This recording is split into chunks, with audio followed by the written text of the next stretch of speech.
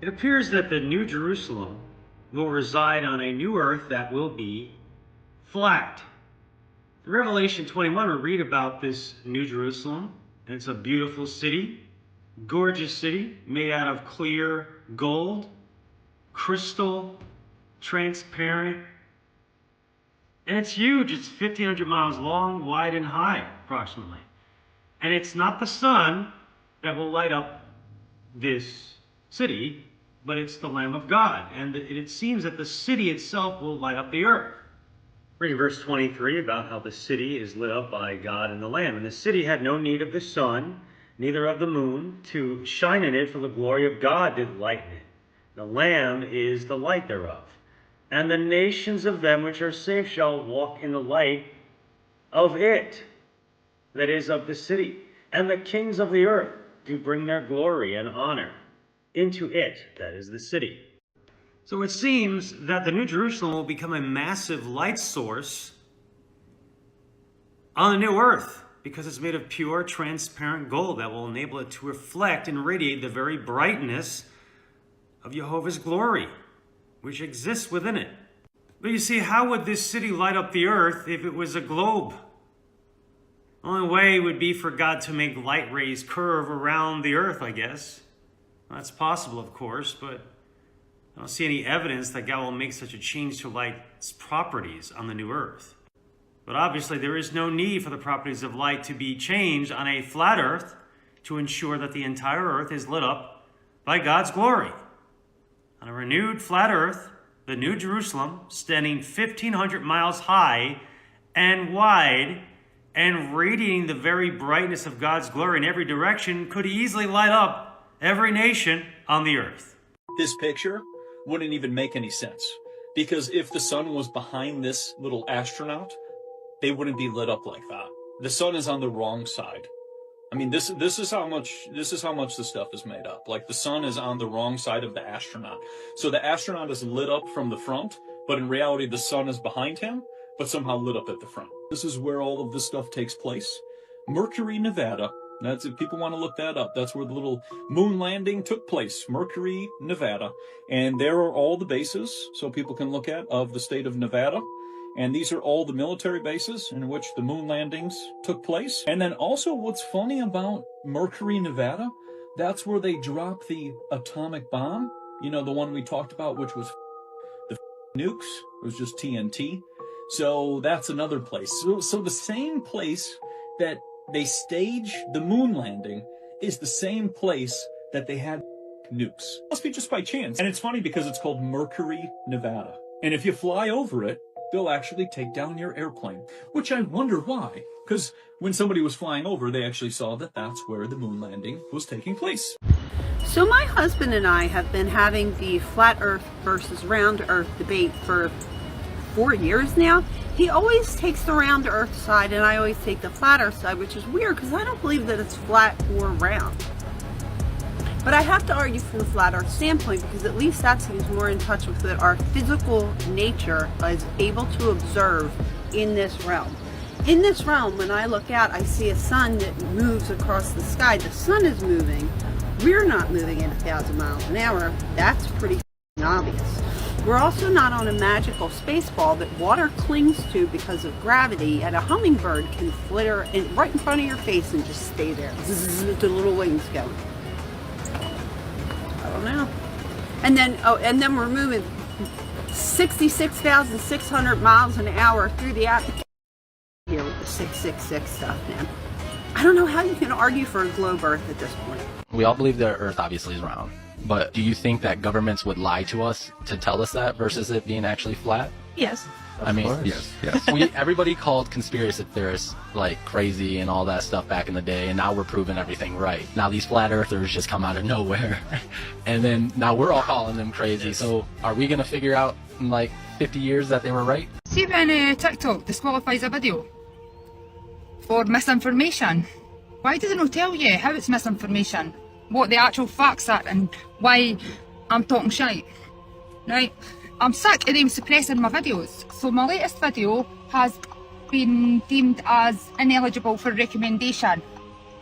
After only 300 views, it had nearly 100 likes. and shares and comments and all that, right? And then this morning I get a message, a notification to say that it's been disqualified from creator rewards, which, to be honest, I do not give a shit about. It's absolutely fuck all anyway. Right, so disqualify it for creator rewards, but it's also been disqualified from the For You page, which I do give a shit about because it's information that people should be hearing. But they've decided that it's misinformation. They suppress the truth, and it's horrendous. Like, see when you see it play out in real time, like what I do, right? So your video gets put out, right, and instantly it's got likes, comments, shares, and then all of a sudden it just comes to a total standstill. It's like they put the brakes on it completely. And then 12 hours later, or however many hours later, you get a notification to say it's been disqualified. It's an absolute joke. Absolute joke. Just tell me, why has it been disqualified, and what part of it is misinformation? That's all I want to know. But they're trying their absolute best to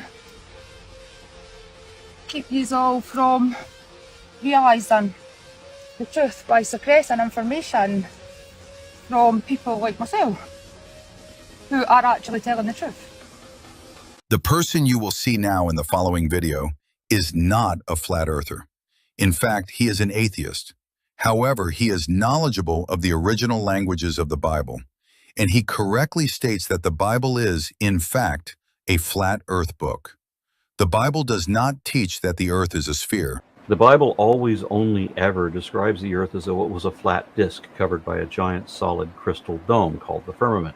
The book of Job, which says that the earth takes shape like clay under a seal, describing the topography as features that stand out, but it's definitely describing a flat disk.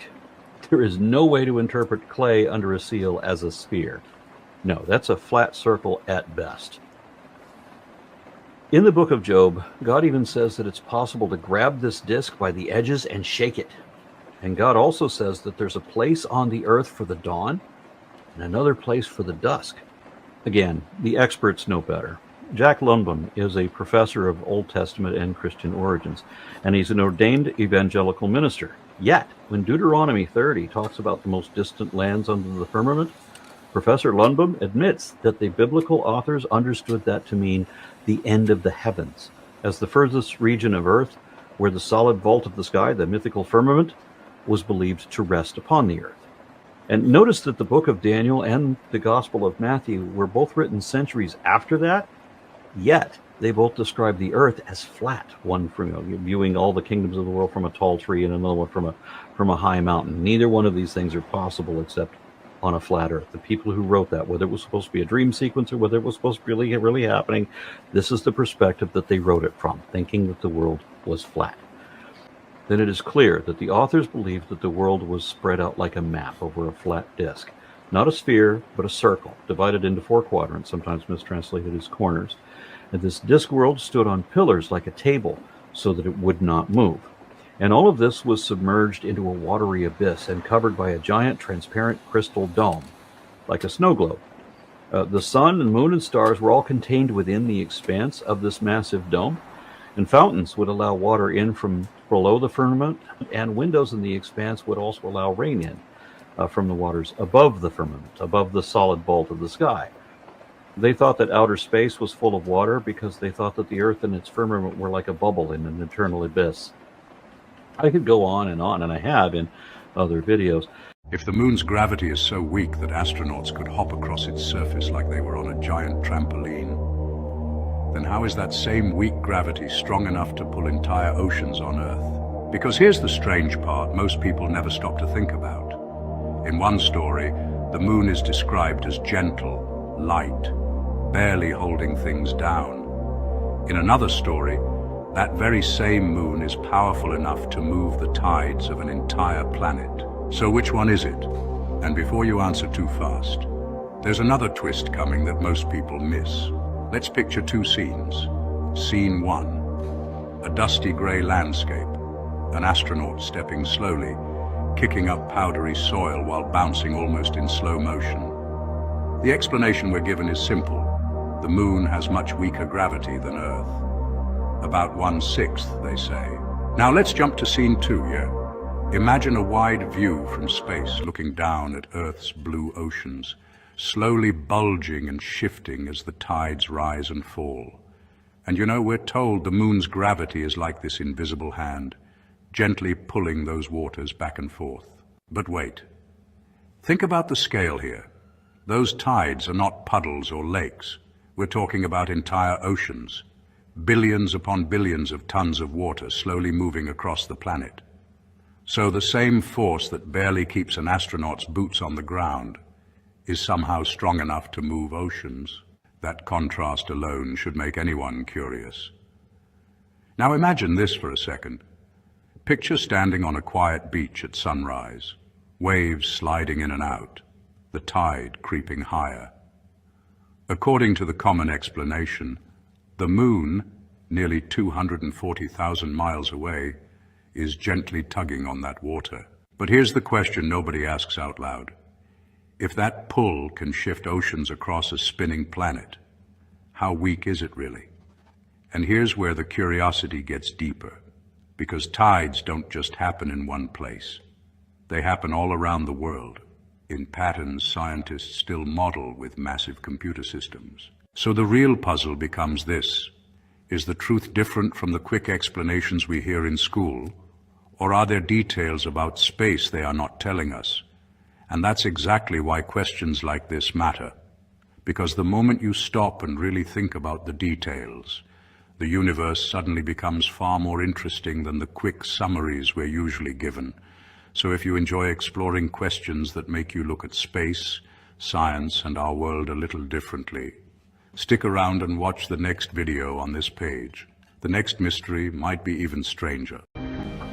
I think I just cracked the globe, y'all, and able to prove that the Earth is flat using Google Earth. Google Earth has this tool where you can put points around a certain place, and if you want to measure the perimeter and the square mileage, it can be a circle, a square, odd shape. You can measure a certain state or whatever, the outline, and it'll tell you. So I was using it to try to measure the outline of Antarctica, because we believe Antarctica is not an ice shelf continent on the bottom of the globe, but in fact it is the ice wall that surrounds the flat Earth. So I was trying to use that tool on Google Earth to measure the perimeter of Antarctica. Well, every single time that I try to do it, it would break the circle, it would leave a part open, and it would give me this crescent moon shape of Antarctica on the outside. So I started asking, why does it keep doing this? And I realized, I think it keeps trying to give me this measurement out here. You see now why I said I cracked the globe? Because I think I found a way to use Google Earth measurements to expose that the Earth is flat. Because that's all they do. They take a flat Earth map, like a skin, and they wrap it around a globe. And that's it. All right? Whoever wrote the coding for Google Earth knows the measurement is to a flat Earth. So in theory, I wanted to measure around the North Pole and go all the way down to the South Pole and measure the South Pole. But because on the globe model, it showed that Antarctica, the South Pole, is a continent. We know that Antarctica is not a continent at the bottom of the globe, but Antarctica is actually the ice wall around the flat Earth. So I came up with a plan. I said, okay, in theory, I want to be able to go around the globe like this, right? And then go down to the bottom of the South Pole, go around, and then go back up to the North Pole. If it's a globe, this is what it should look like. It should give me the square area mileage for the inside, right? But because it's not a globe, and because Google Earth knows it, when I do that, this is what it's going to do. And my theory is that when I do that, it's going to give me the area inside around the ice wall. And it's going to highlight all of this area. And that's exactly what it did. So in theory, it should have highlighted this, right? But because it knows that Antarctica is the ice wall, it wants to give me the outside perimeter. And so it literally highlighted the whole globe. For the record, one more time, the Earth is flat.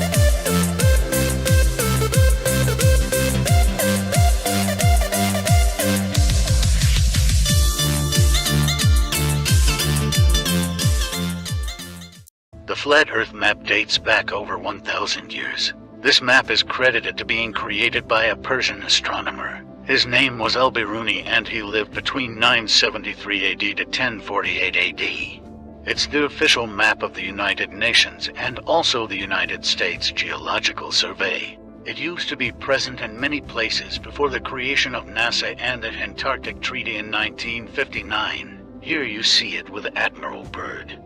This map has been restored by Dmitry from Russia with suggestions of mine, Eddie Alenkar. Known by my YouTube channel Flat Earth Banjo, I asked Dmitry to include the Bermuda Triangle and Point Nemo, a place deep in the Pacific where NASA buries rockets.